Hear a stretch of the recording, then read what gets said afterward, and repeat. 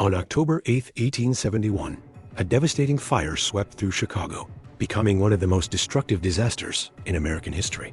In just 3 days, flames transformed a thriving metropolis into smoldering ruins. Legend has it that the fire started in Catherine O'Leary's barn when her cow kicked over a kerosene lamp. This tale turned out to be a journalist's fabrication. The real causes were far different. The city's rapid growth, without proper building codes, combined with a drought-stricken summer and fierce winds, created perfect conditions for the fire to spread like wildfire. The inferno devoured 1/3 of the entire city. Around 300 people lost their lives, while 100,000 were left homeless. Ironically, this catastrophe marked the beginning of Chicago's Renaissance. The city was rebuilt from the ground up using cutting-edge technology and materials. Chicago became a pioneer in skyscraper construction and architectural innovation. A hopeful sign announces the reopening of the Globe Theatre. October 8, 1871, the same day as the Chicago Fire, between 1,200 to 2,500 Americans lost their lives, and 1.2 million acres of land were burned in the upper Midwest in what is known as the Peshtigo firestorm of 1871, the deadliest in the United States recorded history. The people thought it was the end of the world. The Peshtigo River was the only haven from the fire.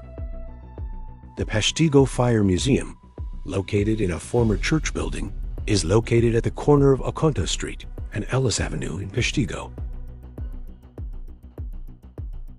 On December 30, 1903, in Chicago, the lavishly decorated, newly opened Iroquois Theatre was packed with delighted patrons enjoying their holiday break. They had gathered to watch the musical comedy Mr. Bluebeard, starring the brilliant comedian Eddie Foy in the lead role. None of the more than 2,200 theatergoers could have imagined that nearly a third of them would perish tragically on that fateful day. Strangely enough, the 1903 Iroquois Theatre Fire and the 1912 sinking of the Titanic share remarkably similar causes. Despite the different nature of these disasters, overconfidence and false advertising became the primary factors in these tragedies. The Titanic was heavily marketed as unsinkable, while the Iroquois was aggressively promoted as absolutely fireproof. The Titanic lacked sufficient lifeboats, while the theater lacked adequate emergency exits. The Titanic's crew ignored warnings about ice fields, and the theater staff wasn't trained in fire emergency procedures. In both cases, the pursuit of prestige, luxury, and technological innovation overshadowed the basic requirements for protecting human life. A detailed reconstruction of these terrible events will be coming to the channel soon. Subscribe. It's going to be fascinating.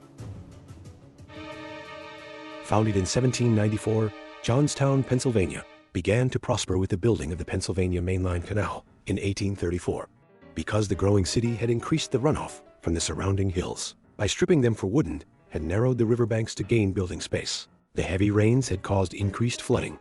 The dam required reconstruction. This was never done, and on May 31st, the old dam collapsed. In all, the Johnstown Flood claimed a total of at least 2,209 souls, 695 more than would die 23 years later in the Titanic disaster. Many bodies were never found, and there were over 750 bodies that were found that were never identified.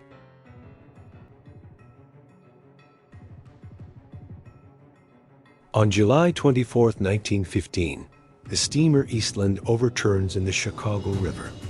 The death toll was 844, including 472 women, 290 children, and 82 men. 4 crew members died. The disaster was caused by serious problems with the boat's design, which were known but never remedied. Writer Jack Woodford recalled in his autobiography, "I watched in amazement as a steamship the size of an ocean liner slowly rolled over on its side, like a whale getting ready to take a nap.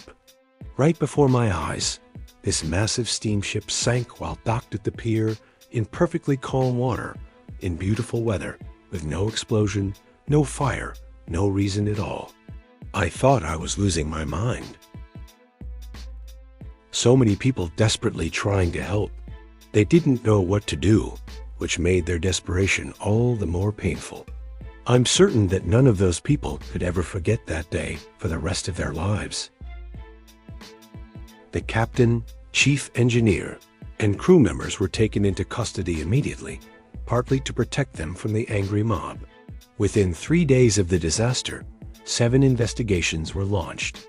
But even after 20 years of criminal and civil investigations, no one was held accountable.